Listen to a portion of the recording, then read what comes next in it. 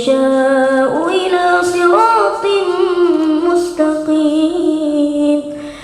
وكذلك جعلناكم أمة وسطا لتكونوا شهداء على الناس ويكون الرسول عليكم شهيدا وما جعلنا القبلة التي كنت عليها إلا لنعلم من يتبع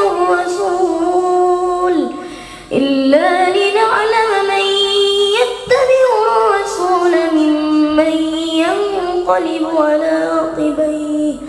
وإن كانت لكبيرة إلا على الذين هدى الله وما كان الله ليضيع إيمانكم إن الله بالناس لرؤوف رحيم قد نرى تقلب وجهك في السماء فلنولينك قبلة ترضاها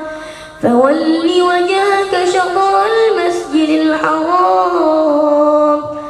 وحيث ما كنتم فولوا وجوهكم شطره وإن الذين أوتوا الكتاب ليعلمون أنه الحق من ربهم وما الله بغافل عما يعملون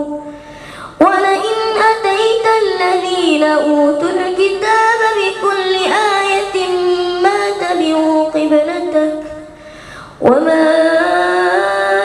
أنت بتابع قبلتهم وما بعضهم بتابع قبلة بعض ولئن اتبعت أهواءهم من بعد ما جاءك من العلم إنك إذا لمن الظالمين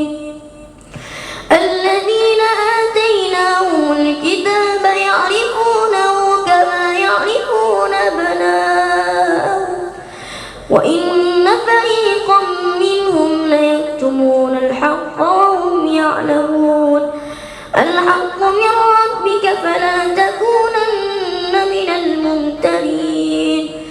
ولكل وجهة هو موليها فاستبقوا الخيرات أينما تكونوا يأتي بكم الله جميعا إن الله على كل شيء قدير ومن حيث خرجت فول وجهك شطر المسجد الحرام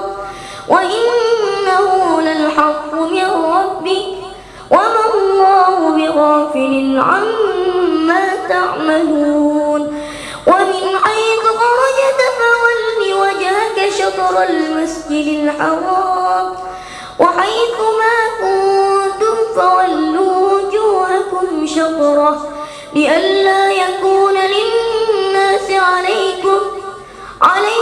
حجة إلا الذين ظلموا منهم فلا تخشوهم واخشوني ولأتم نعمتي عليكم ولعلكم تهتدون كما أرسلنا فيكم رسولا منكم يتلو عليكم آياتنا ويزكيكم ويعلمكم الكتاب والحكمة ويعلمكم ما لم تكونوا تعلمون فاذكروني أذكركم واشكروا لي ولا تكفرون يا أيها الذين آمنوا استعينوا بالصبر والصلاة إن الله مع الصابرين